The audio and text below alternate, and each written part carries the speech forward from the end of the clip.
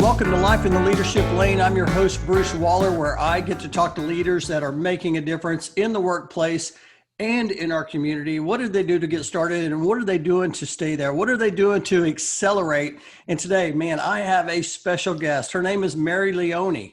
She is a talent acquisition leader in the diversity, veterans, and persons with disability space. She's a speaker. She's got the superpowers of connecting people and organizations, and I am so excited to have you on the show. Welcome to the show, Mary. Thank you, Bruce. I am so excited to be here. I'm a big fan of yours and your podcast, so I'm very happy to be here and have this conversation. Thank you. Well, I love your passion for diversity outreach, and so we're going to talk a lot about that. We're going to talk about military veterans and workers with disabilities. I think some things that a lot of people are going to really enjoy and learn a lot. And just a real quick shout out to a mutual friend of ours. We got to say a shout out to Shannon Summers. She is the SVP of Marketing for Media West, and she introduced us. So shout out to Shannon. Woohoo! Hi, Shannon. Thank you. Isn't that great? Yes. I first connected with her, I believe it was a Women's with Promise event. And so big fan of hers. And so one of the things that I like to do is I like to just highlight who you are and who you serve. And Diversity Outreach Partners is your organization that you serve. And I would love to, if you could just share a real brief highlight of, how you serve your customers. Sure.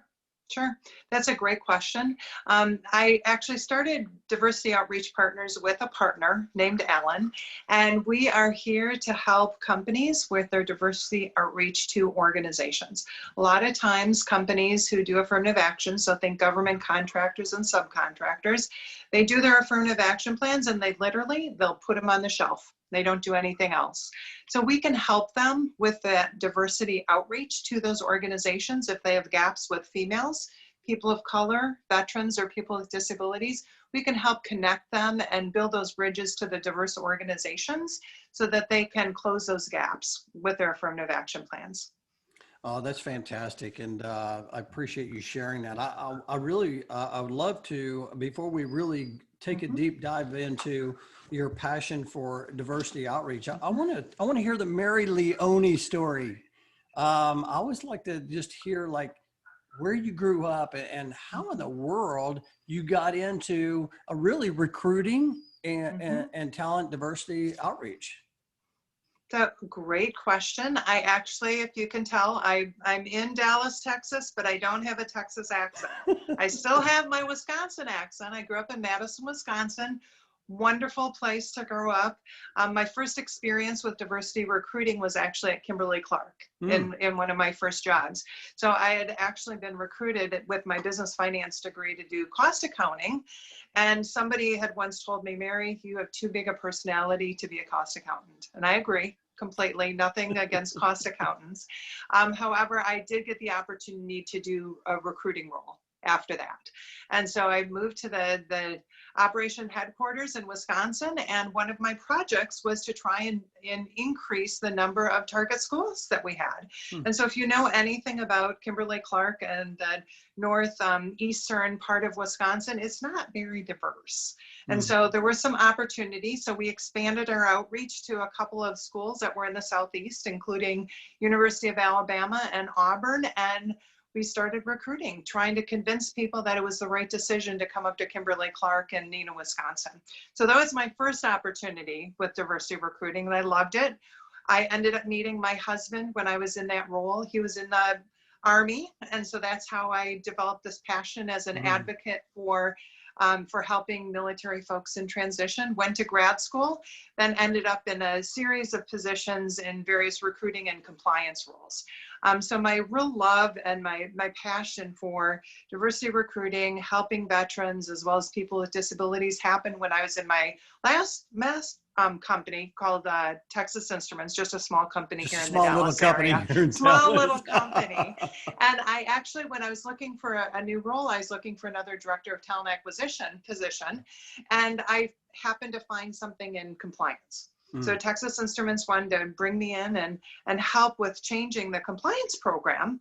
And that included bringing the people with disability as well as the veterans piece in it. So there were some changes in the regulations that OFCCP had put out there. And so I came in, I redid that. And then I realized, you know, if we don't do anything except change the internal process and some of that structure, we're not going to improve our chances of finding veterans and people with disabilities. So I partnered with talent acquisition, and I did a whole project around changing the way we did a focused effort on campus to find people, students with disabilities as well as student veterans. And so were we wildly successful the first year? No, but we tried a lot of things and we got a lot better. And so that fast forward now to some of the efforts that I've started over the past several years is my volunteering, both as vice chair for Disability in North Texas, which is a nonprofit organization that I actually helped charter here in the Dallas-Fort Worth area. And what we do is we help employers with their employment programs for people with disabilities.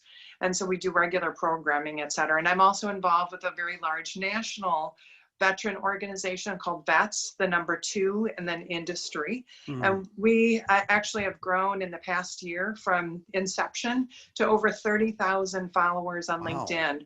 On a regular basis, every 3 weeks, we hold networking events, which are incredible opportunities for companies to present opportunities and for veterans and military spouse to practice their networking in a safe environment. So every 3 weeks, we have over 500 people registering for these events and participating. And then we have, you know, up to a couple hundred, 150 on the wait list. So again, incredible opportunities. And from those events, not only do I help facilitate networking rooms, but then I do one-on-one coaching with either military spouse, veterans in transition, or other people that are referred to me to help them find their next and figure out what does that transition look for. So you can tell I have a passion for diversity recruiting, but I also really like to help people in the people with disabilities and the veteran space as well. Yeah, listen, that's fantastic. There's a lot there. I definitely want to put a link to your volunteering to the Disability in, what's the name of the organization? It's called Disability in IN, disability with a colon, and then in, capital I, capital N, North Texas. Okay, good. And then the Vets 2 industry, I'll put a link in the show notes so we can talk more about that. Yeah, you obviously have a passion for that. And I can see part of that, marrying someone who has served our great country. And so first of all, thank you, Tony Leone, for your service. So thankful for that. My grandfather was in the Navy. He died during the war, World War II. And so, and I've had a couple of great, George Randall and Mike Sorelli were on the show, and they were absolutely fantastic. Wrote a book, The War on Talent. Yeah, I mean, so thankful, but also for people, workers with disability, and then, you know, just your passion. I mean, one of the questions I always like to have is like, did that come from when you were working in Wisconsin? I mean, all of a sudden you started working and you found success and you had that passion. All of a sudden you're like, hey, I found my lane. I found what I want to do. Or has it morphed over time? Where did that come from? That, again, a great question. It started way back when I was doing that recruiting, that engineering recruiter role at Kimberly-Clark. It started with my passion for recruiting. Yeah. And then it's morphed into the diversity recruiting aspect. And I would say I really found that passion when I was at Texas Instruments.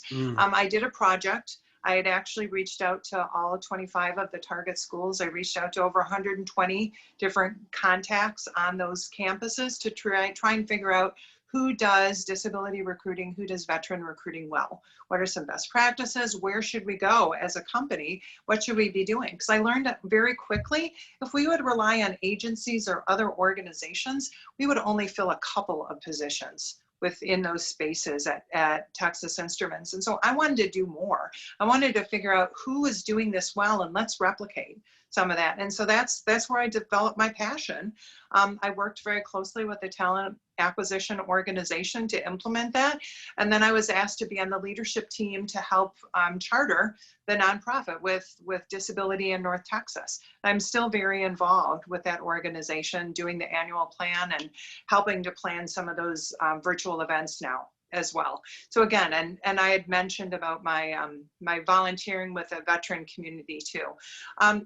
It's something that has developed over time, but I really found it, and I found that leadership lane in that area back several years ago when I was at TI. Yeah, that's great. I love your passion. I can feel it just in our conversation. I want to just, let's talk about leadership, and let's talk about 2021 in the area of talent diversity. You know, I hear there are many of our veterans that are trying to, transition into the civilian workforce. You know, what are those numbers like? And what are you hearing out on the front? Like many times, like for example, when I served as a leadership for Dallas HR. We partnered with a company called Allies in Service. And one of the things that we did was we helped them with resume review and help them, kind of craft their resumes. What are you seeing is kind of the need out there for military in transition? So another great question. And I've actually put a couple polls on LinkedIn to try and get some information in preparation for a podcast that I want to do. Yeah. And one of them was actually asking veterans, so military folks in transition as well as military spouses, about what the hardest thing was for them. So what's the hardest thing in this transition? So the number one answer was trying to figure out the what. What do I want to do? And so I did a follow-up question, and the poll is actually still out. I can give you a little taste of what I think is going to happen and what the results are. Okay. But I wanted to figure out, so you don't know what your what is, so how are you trying to find it? What is your why? And so a lot of people are going to LinkedIn. And it's a very warm, it's a very welcoming community. There are a lot of very big voices. There's a lot of free material out there. There are over 200,000 veterans that are transitioning every year. Wow. Now, unfortunately, the statistic is 50% of them will leave that first job that they decide that they want to take. And so that's a lot of turnover. I mean, anytime you have more than, 20, 25%, there's a concern, but 50%, and some of that stems from the fact that if they've been in the military for 20 years or they've been in for 10 years, they have never been able to make that choice. They don't like an assignment, they can't just leave from the military, but they can. So if they decide that they're going to work for company ABC and they don't like their boss, or they don't like what they do, or they want to do something else, they can make that decision and they can leave and they can find something different. But there's also 45,000 veteran service organizations that are available, many of them for free, that will help transitioning veterans. And that could be for resumes, it could be for interview assistance, it could be for LinkedIn profiles, or it could be helping them find what that next is. It could be mentoring. There's some wonderful, wonderful organizations out there called Veterati and ACP and 4Block who help with that mentoring. And again, a lot of people are paying it forward. They have been helped with their transition, or maybe I consider myself more of an advocate than a military spouse, but advocates like me who are on the platforms wanting to help people make their transition more successfully. So again, it's not hand holding, it's giving people the right direction and the support and a push in the right direction to help them be successful. Man, that's very insightful. So 200,000 a year. Yeah. That's a big number, number one. It is. and 50% of them, you said, are leaving their job after the first year or within the first year? Within the first year. Okay, within the first year.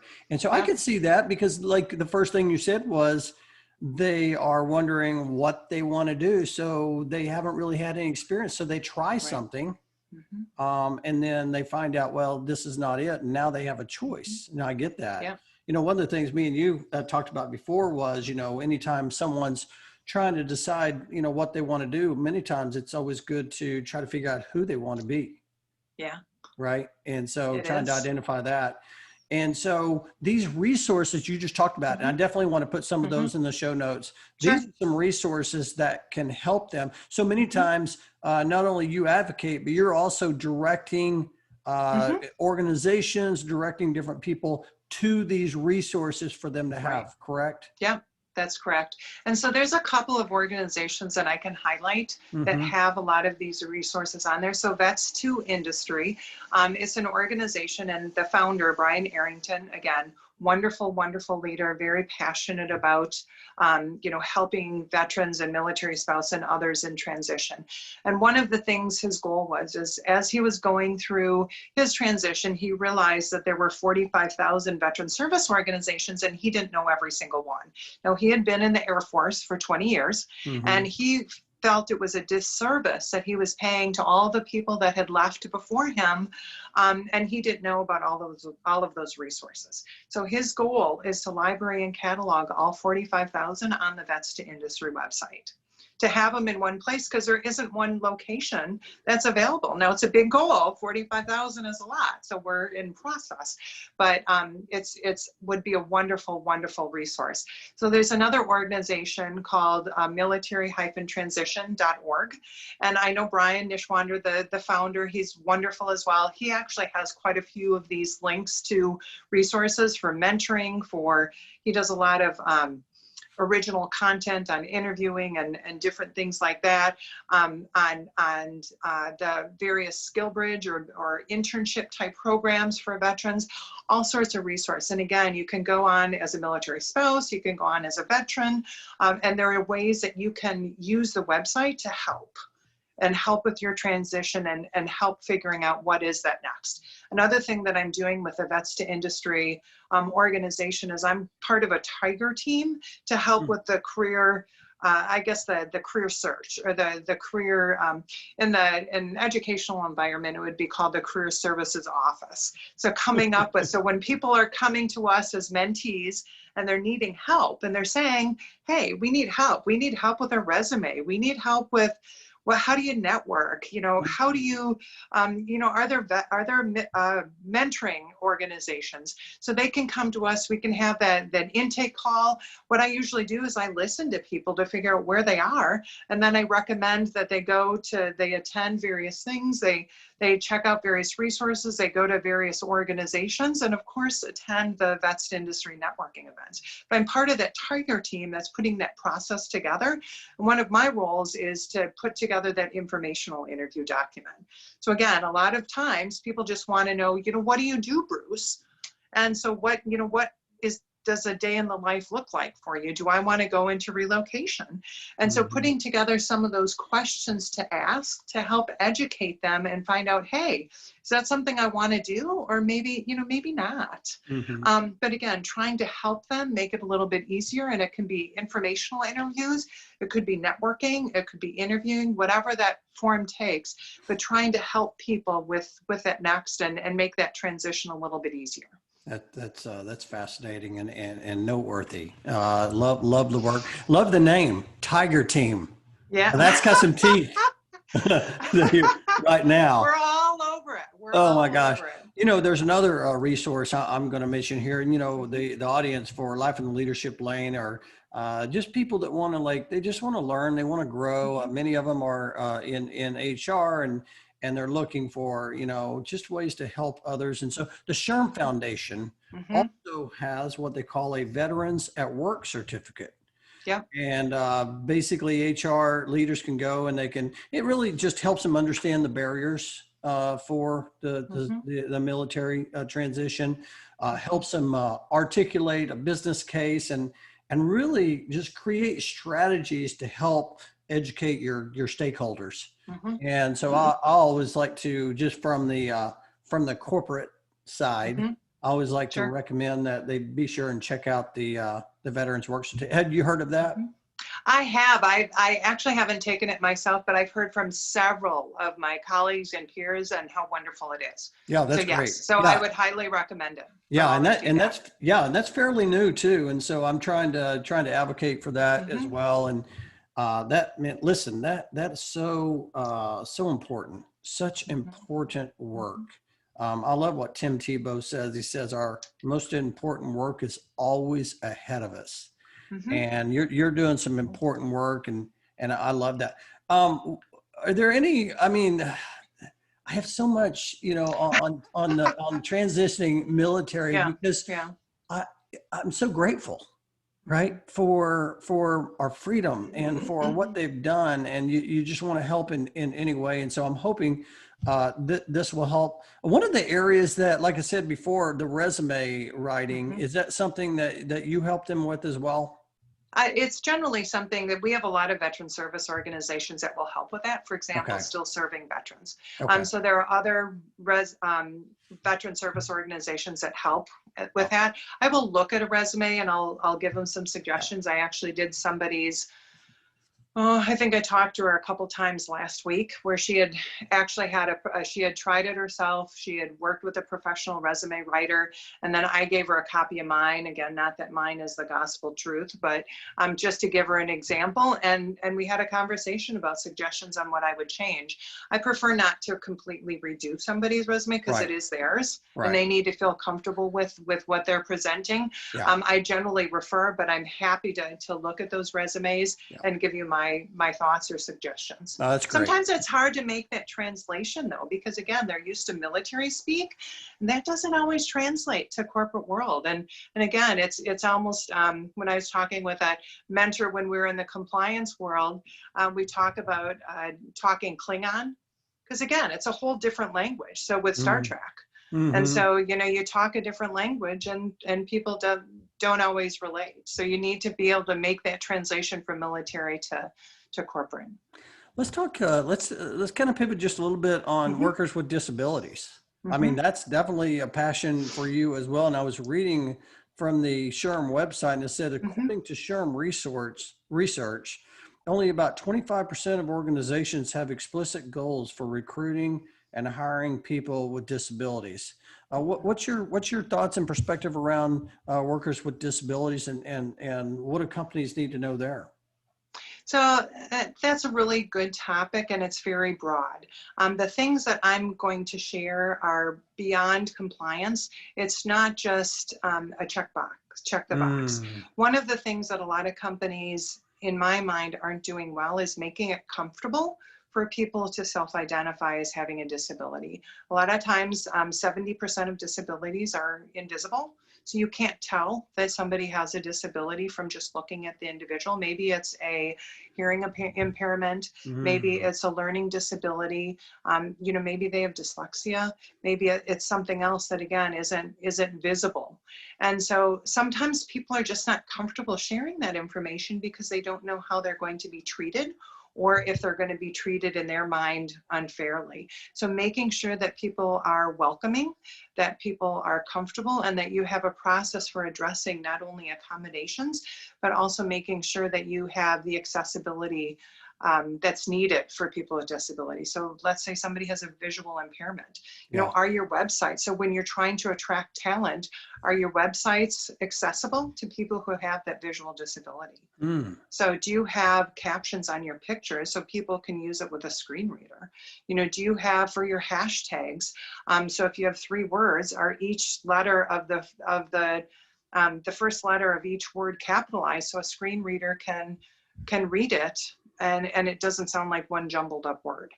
So for example, pay it forward, it would be hashtag, then a capital P for pay, a capital I for it, and a capital F for forward. And most people don't do that. They just all smush all of the letters together. And a screen reader, it would be really hard to read that word because it isn't one word, it's 3 words. And so different things like that, making sure that the resources that you have available and then your work environment is friendly. Another thing, if somebody needs an interpreter, are you providing that interpreter for when candidates need that in the hiring process, but also for meetings? Is it something where they can communicate if somebody has a hearing impairment and they need an interpreter? Is that something where you're providing that just for big meetings? Or is it something that you can provide, because there are a lot of apps on a phone that you Mm. can use to make that communication better. So trying to figure out what are some of those solutions that you can offer at your company to make it a more disability friendly. I just finished an incredible program. It's called the Distinction Program with Asset-Based Consulting. So I thought I knew a lot about disability inclusion until I went through this class. So again, incredible session. They're doing cohorts. So I was part of the January cohort. And again, we had discussion, and as trained facilitators, being in this space for 20 years, they knew a lot. And so they would share the subjects, they'd share the discussion, and then we talk about it as a cohort. We're gonna follow each other for the next year and build those relationships, and not only challenge each other, but encourage each other to do more. Because again, sometimes you don't know what you don't know. And I did think I knew a lot about the disability inclusion space until I started participating. So it's incredible. So lots of opportunities to try and do better. That's interesting. I was reading where on the SHRM website, it said more than 70% of approximately 4 million working age adults with visual impairments are unemployed. It's too high. That's a big number. It's a big number. What, those are some great examples. What else do companies, what should they be thinking about when it comes to workers with disabilities? So one of the things I did for the recruiting group at Texas Instruments is I put together a training, and I included some case studies. So I talked about not only some of our process in terms of if you have a candidate that identifies themselves as having a disability and they need some assistance or an accommodation in the process, this is what you can follow, but also talking about certain disabilities. So talking about PTSD. Talking about if somebody had a hearing impairment, maybe somebody had a mobility impairment. And so presenting the case study, having people talk in small groups to come up with what would we do to make it a little bit more comfortable, and then presenting that information in a larger group. And there were a lot of really good learnings, because oftentimes people are afraid to do the wrong thing. And again, I think they just want to help, but they don't know how. And so trying to figure out, so education is a big thing. And I think there needs to be more education in not only the corporate world, but also within education systems, with helping people. And again, it's sometimes you don't have a whole lot of people making that accommodation request during the hiring process, but then they'll have it later on. Maybe they'll have it, they realize that whatever accommodation they've been able to do at school isn't working in the professional world. And so making sure that they feel comfortable enough that they can come forward and then have an open dialogue so that they can have that discussion with HR and with their supervisor to make the appropriate accommodation. I think that's a great point. People want to help, but they don't know how. That's so good. I was also reading, I read somewhere, I made a note that says from SHRM, it says attracting and hiring workers with disabilities. Nearly 1 in 8 has a disability, and that's rising. Only 25% have goals in hiring workers with disabilities. 1 in 8. That's a lot too. And like you said, a lot of times we don't think about it. Someone has a disability, but we don't see it. We don't think about that, right? So in those cases, how would we how would we know? What would we need to do? If an organization said, "Hey, we want to do a better job here," what is one thing or a couple of things they could do to kind of get started on a more focused program?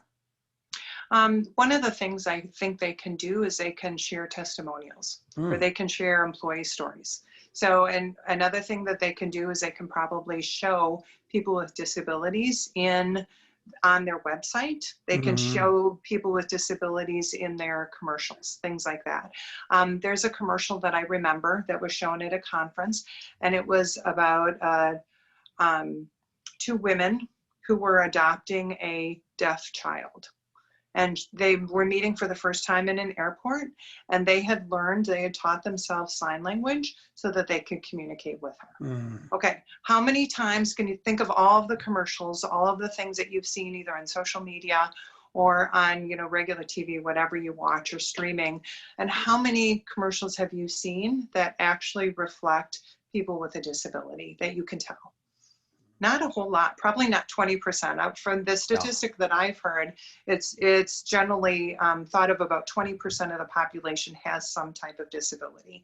Now, when you include all of the people who have children or have adults or other people in their family that have a disability, that number rises to 50, just over 50%. So that's a big part of the population.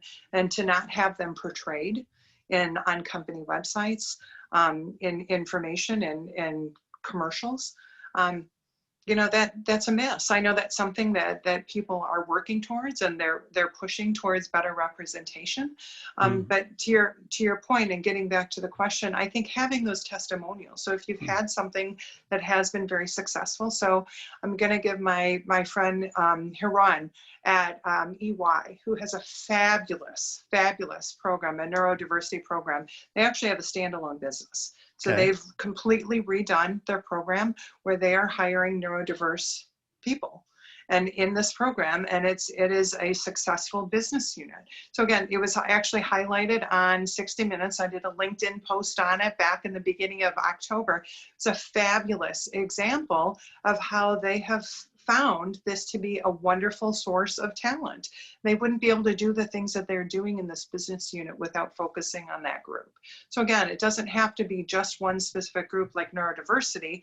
It can be all sorts of different types of disability, but that's one way that they've been able to be successful. But again, find a testimonial. What Mm. makes sense? Maybe it's a veteran, maybe it's a veteran with a disability, maybe it's an employee with a disability, but celebrate those success stories. That's what people want to see. And that's, if they see somebody that looks like them, if they see somebody that acts like them, they're probably going to want to have some interest in that company.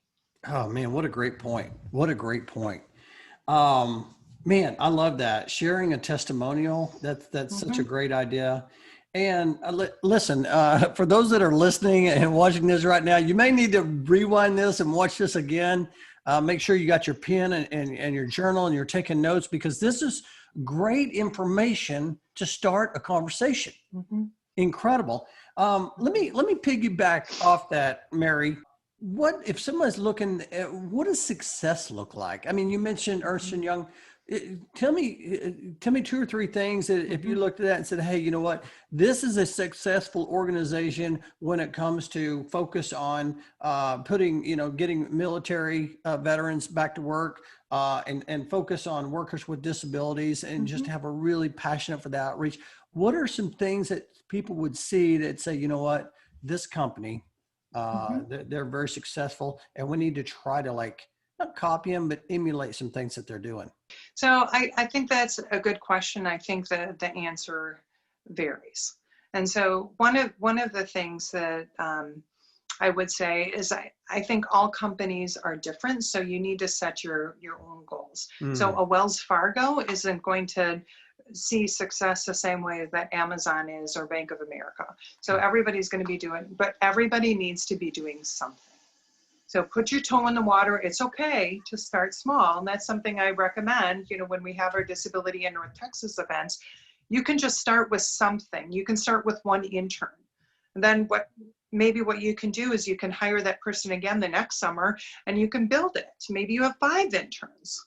Whatever that looks like, you can continue to build and grow. And then talk about ERGs, so employee resource groups or mm, business resource groups. So that's a great way to support, not only internally, but then it can also help you externally. It can help you with the volunteering and connecting you to organizations outside of your company to help support.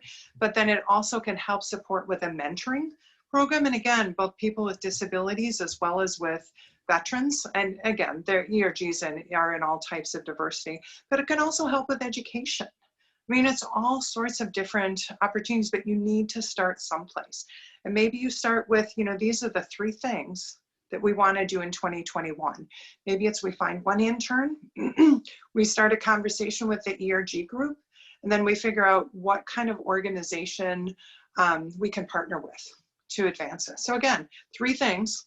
But again, just start someplace and then build upon that when you have those successes and celebrate those successes. So people want to engage, people want to get involved, and that's how you build that enthusiasm. That's how you build that energy, and you're going to get even better the next year.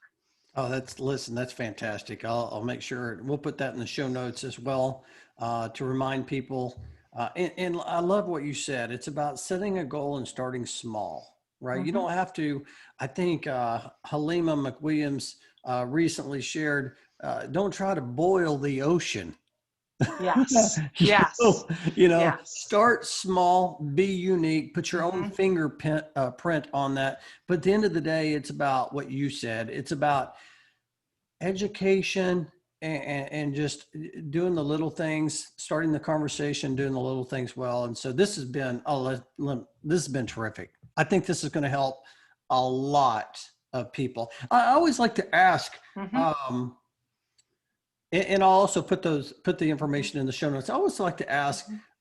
about leading you, right? You're Mhm. busy helping a lot of people, but how do you help you? Is there something that you do every day that is a practice for you that helps you? I mean, what drives you? What gets you up in the Mhm. mornings?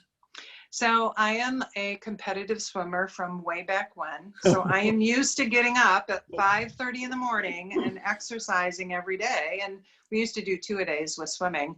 And I still get up and I exercise. I don't get in a cold pool in the morning, but I am usually at the gym by 5:45 or 6 every morning. And so that's my me time. I know one of your questions that you like to ask is regarding podcast or audiobooks. I am a huge audiobook fan. However, I've added just like I've started listening to your podcast, I've added a bunch of different podcasts to my list of things that I want to stay, to learn. I'm a big learner. And Yeah, so learn from other people. And so, but the big thing that gets me up and going is I need that me time and I need to exercise. You can probably tell I have a lot of energy and I like to direct it. And so that makes me it helps me have a better day, I is being love it. able to focus that. I love it. I mean, you energize me, and that allows me to energize others. And so I thank you for that. Hey, I want to ask you one quick question Mm-hmm. before we get into it's time to accelerate. And Mm-hmm. the question is, I always like to ask some advice that you've been given that you give to others, but I want to change it up just a little bit. I want to ask some advice you would Mm-hmm. share with someone, maybe, I don't know, just some advice or encouragement for someone who Mm-hmm. is a veteran that Mm-hmm. may be listening and maybe in transition, or a worker with a disability. What Mm-hmm. advice would you give them? I would say start somewhere. So if they're looking for a job, if they're looking for their next, start somewhere. Just try one thing. And also, there are so many people that want to help. Mhm. There is such a large network of people, either through formal or informal networking programs, either through the networking or mentoring or informational interviews, and tap into that. There are so many people that want to help. They have a giving heart, they're a servant leader, and they just want to see you successful. But you need to be the one to ask. They're not going to come knocking on your door and saying, hey, you have to mentor and network with me today. You have to take that first step. So do it. Take that first step and jump in. It's worth it. Yeah, that's great advice. Oh Mm-hmm. man, that's great advice and encouraging and Mm-hmm. encouraging. So, and I'll just add to that, be encouraged that there are people, but you have to have the courage to ask, Yep. and don't be afraid for the guys. So, oh man, this has absolutely been terrific. Like I said, I'm going to put a lot of the links Mm-hmm. in the show notes so people can tap into that, and then I'm sure you'll be available. I'll get your information too. Let's Mm-hmm. go to it's time to accelerate. And so you've already answered the first question: book or podcast? Or you answered you listen to a lot of Mm-hmm. podcasts. Do Mm-hmm. you read a lot of books, or do you have a preference? I actually do a book every day at the gym. So I usually get through a book about every 5 to 6 business days. And that's the And Audible. that's the Audible. Okay. Yep. Hmm. I Okay. used to read them on a machine, but that got too hard and I couldn't. I had to reread stuff and that just doesn't work as well. But I do like podcasts as well. Good. I haven't completely gone over to Clubhouse, but I'm thinking that might be next if there are Hmm. certain shows that are on while I'm in the early morning hours, while I'm exercising. But I do really enjoy the audiobooks because that's my way to kind of get away, and that's my me time. Yeah, I'm actually doing the same Mm-hmm. book. This is the first time I've done this. I think I'm doing the same book because we're reading Start with Mm-hmm. Why. by Mhm. Simon Mhm. Sinek. And I'm Mhm. also listening to it on the Audible, but we're reading it Mhm. in our book club Yeah. time. And so, no, that's fantastic. I always like to ask this, and that Mhm. is, what are you grateful for? I am grateful for my family. I am grateful for my friends, for the support. And I'm also grateful for the wonderful opportunities that I have been given. If you would have asked me, where I was going to be in January of 2021, I would not have thought this is where I was going to be starting a business. I've always worked for companies with 30 or 35,000 employees or more. So we have two Yeah. in Diversity Outreach Partners. I'm starting a podcast. I'm speaking, at different organizations this year. I'm doing guest blogging. I'm doing webinars, with partners. There are so many different opportunities I've done. This is my fourth or fifth podcast. I even did one with an organization over in India because they found me on LinkedIn. So again, wonderful stuff. I feel like Gumby sometimes because I'm stretched in so many different, but I love it. I am learning so much. And it's, again, it's my growth time. I'm pushing myself to all sorts of different areas, but I love it. Yeah, no, that's great. I can tell you're excited about all these things in 2021. Mm-hmm, There is so mm-hmm, much. And, I think me and you were talking before the show. mm-hmm, I call these times my growth day mm-hmm. times, Yep. right? So I get on a podcast, I get to talk to some of the most amazing people and that are leading in the business Mm-hmm, world, in the community. And it energizes me. I learned mm-hmm, so much from that as well. So I'm going to ask you, mm-hmm. what energizes you? Talking to people, learning from them. Yeah. My goal is to try and meet with 15 to 20 new people every week. Okay, wait a And minute. I Did know you hear that's a that, lot. folks? 15 to 20 people a week as a goal. Man, that's energizing in itself. Yeah. So I am, you can tell I'm an extrovert. I just feed off of that. And I've learned so much and get so many good ideas from people. Yeah, but you're being intentional and you're purposeful about it, Mm-hmm. and that's where growth happens. I was in a coaching session Mm-hmm. last month, and they talked about everybody wants these three things. They want Mm-hmm. number one, aliveness. Number Mm-hmm. two, which is that energy, right? Number Mm-hmm. two is connection. You have Mm-hmm. a goal to meet 15 or 20 people, and then lastly, they want a meaningful pursuit. Mm-hmm. Mm-hmm. And all of that together culminates Yeah. into growth. Right. And at the end of the day, that's what energizes us. We're Mm-hmm. growing. And the more we grow, the more we can help others grow. Yeah. And that's what's exciting about it. This has been phenomenal. I have one final question for you. This is my favorite Mm-hmm. question I like to ask. And the question is, Mary, 10 years Mm-hmm. older, Mm-hmm. she's knocking at your door right now. Mm-hmm. You're going to go answer that door. Mm-hmm. What is she going to tell you? Why didn't you do this sooner? So really, I mean, why didn't you do it sooner? I am so happy that you jumped in, but Mm. why didn't you do it sooner? So, and again, I'm proud of you. You're trying all sorts of new things and you're helping so many people. Mm. But I wish that you would have started sooner. Yeah, that's great. Listen, this has been a blessing, and I am so thankful for you Mm-hmm. coming onto the show and sharing your wisdom and your perspective. If somebody wants to follow you, I'm going Mm-hmm. to put some of these links in the show notes. Mm-hmm. But how would they connect with you? Mm-hmm. They can connect with me on LinkedIn. That's probably the easiest place. I'm guessing I'm the only Mary Leone, Leone. There aren't too many of us. But, please connect with me. I do a lot of blogging. I do a lot of posting. I try to post at least 5 times a week on diversity, outreach, veterans, people with disabilities, and then sometimes networking and mentoring thrown into all of those topics as well.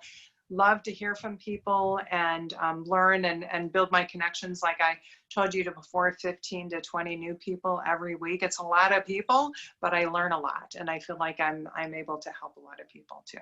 Well, that's So. great.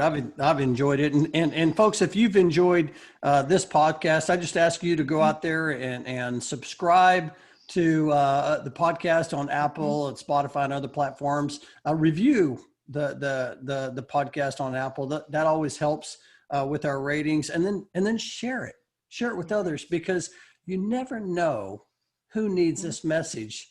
And you're in the right place at the right time, and opportunity to share that. And so thank you for doing that. And Mary, thank you. It's been an absolute honor to have you as a guest. I've learned so much today, and I cannot wait to share this message with everyone else, because I think they're going to get a lot out of it. So for that, I'll say thank you. Well, thank you. I have enjoyed this, and it was a privilege. I can't wait to share it. You bet. Thank you.